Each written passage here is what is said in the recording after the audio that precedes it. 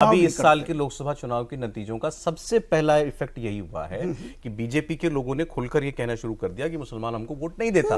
ये तो कई रीत कोई नहीं बोलता नहीं था पहले ना, अब सब बोलने लगे ये हमको वोट नहीं देते। कुछ लोगों ने तो ये भी कहा वोट नहीं देते, हम इनका कोई निजी काम नहीं करेंगे। तो उसको हम जस्टिफाई करेंगे क्या? मैं नहीं कह रहा हूं, मैंने कहा सर ये मैं कह रहा हूं कि ये पार्टी के अंदर से खुलकर आने लगा। अब वो योगी जी ने भी खुलकर कह दिया। इसमें एक चीज, दो नाम पड़े बड़े खुलकर क्लियर करते हैं कि भाई ये दो लोग ये दो समुदाय हमको इसमें फिर आप कहेंगे मैंने पिच बदल दी। बताइए। इसमें बीजेपी के शुभेंदु अधिकारी ने कहा कि अब ये नारा नहीं चलेगा, ये सबका साथ सबका विश्वास। ये नारा दिया किसने है?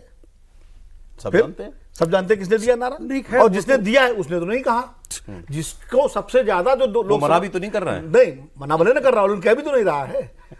जो लोकसभा चुनाव में सबसे ज्यादा असर किस पे पड़ा है?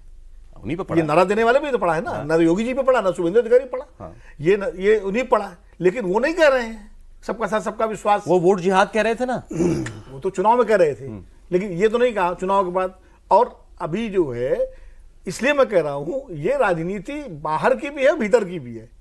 कि इसमें भीतर का क्या है सर? भीतर का ये है कि आप सबका साथ सबका विश्वास करते रहो। मैं तो ये दो नाम पढ़ूंगा।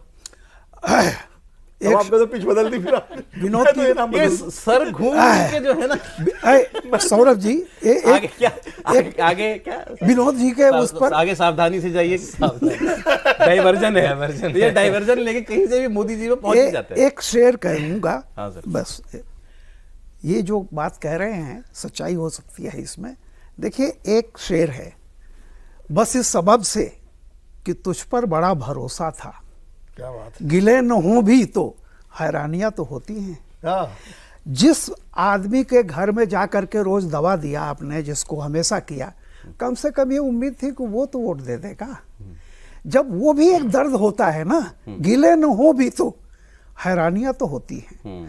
तो वो कभी कभी देखिए दुखती रग कभी कभी जुबान पे आ जाती है। यहाँ तो सिर्फ हैरानी नहीं, गिला शिकवा सब कुछ है। नहीं, गिला मैं शिकवा बात बता दो, हैरानियां भी होती है। वो हैरानियां इसलिए है सर कि पूरा चुनावी आपने उस ध्रुवीकरण पे लड़ने की कोशिश की कि हम इनसे छीन के इनको नहीं देने देंगे, उनका नाम लेके। नहीं खैर वो तो बहुत सारी चीजें हुई हैं। देखिए वो तो इसलिए ठीक है, आपका शेयर बढ़िया है और उसमें हमको दाद भी देनी चाहिए। आपने दाद नहीं दी हमको। नहीं दाद की जरूरत नहीं है, हकीकत ये है। अब देखिए साहब, अब योगी जी इसके बाद आ रहे हैं। अब मैं चारों और चौथा वाला बयान चला दीजिए सीधे, जिसमें उन्होंने कहा कि आप 2027 देखो तुम। अब देखो 2027 योगी जी का चैलेंज था अभी, बल्कि पहली बार किसी ने फॉर्मली से 2027 इतने बड़े नेता ने सामने से रख दिया। हाँ, कि अब तुम्हारा 2027 में बताता हूं, तुम्हारा ये खटाखट बहुत चल गया, तुम्हारा खटाखट बहुत चल गया, तुम्हारी काट की हांडी बहुत चल गई, तुम्हारा झूठ बहुत चल गया, अब नहीं चलने दूंगा। और 27 में देख लेना, तुम होगे खटाखट नहीं, तुम होगे सफाचट। सुन लीजिए। और चुनाव में खटाखट 1 लाख का बॉन्ड, 1 लाख का बॉन्ड कहां गया? अब कहां गया 1 लाख का बॉन्ड? 1 लाख का बॉन्ड। और मैं इसीलिए कह रहा हूं, शिवपाल जी भाग गए यहां से, लेकिन मैं कह सकता हूं खटाखट नहीं, 27 में सपाचट के लिए तैयारी रहेगी। मूड कैसा लगा? जैसे कई बार होता है ना, यार बहुत हो गया यार, ऐसी की तैसी बहुत सुन लिया, बस अब हो गया। देखिए जब नड्डा जी के साथ लखनऊ में उन्होंने कहा था कि आपको बैकफुट पे जाने की जरूरत नहीं है, क्योंकि आप एक ऐसी पार्टी हैं, आप एक ऐसा दल है जो सेवा में जुड़े हैं। आप कोरोना में भी सेवा कर रहे थे, आप केवल पॉलिटिकल पार्टी चुनाव लड़ने के लिए नहीं है। और उन्होंने अपने काम गिनवाए। तो जिस आदमी को अपने काम का इतना कॉन्फिडेंस होता है, अगर आप उनके साथ आधे घंटे बैठोगे, अगर वो चुनावी राजनीतिक बात करेंगे तो 10 मिनट करेंगे। उसे व्यक्ति को अपने डीएमएसपी का नहीं, एक सीएमओ का, डीपीआरओ का, किस प्रिंसिपल सेक्रेटरी को क्या टारगेट दिए, तो डेसिमल याद है, कौन सा उसका यूपी का कौन सा कोर्ट केस चल रहा है। वो बिल्कुल हैंड्स ऑन एक सीईओ जैसे चलाता है अपने स्टेट को, ऐसे चलाते हैं वो स्टेट को।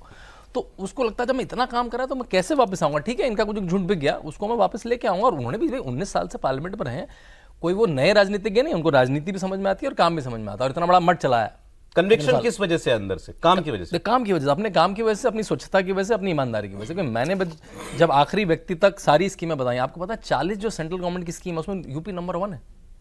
तो जब देखते हैं, मैंने यूपी का पूरा प्रदेश चेंज कर दिया। देखिए मेरी सेकंड किताब है, उसका मैंने टाइटल भी लिखा है, हम लोग जब यूपी से बाहर जाते थे ना, अब महाराष्ट्र में जाते थे, जब नौकरियां करने जाते थे, तो एक यूपी को व्यक्ति को एक हे दृष्टि से देखा जाता था कि मैं भाई तो यूपी में रहा हूं, मुझे मालूम है इसकी यूपी वालों डिग्री को कैसे इसकी डिग्री मिलते फर्जी थे। हो सकती है, इसने 12th पता नहीं कमरा कैसे नहीं पास मिलता था, बाहर चले जाते थे।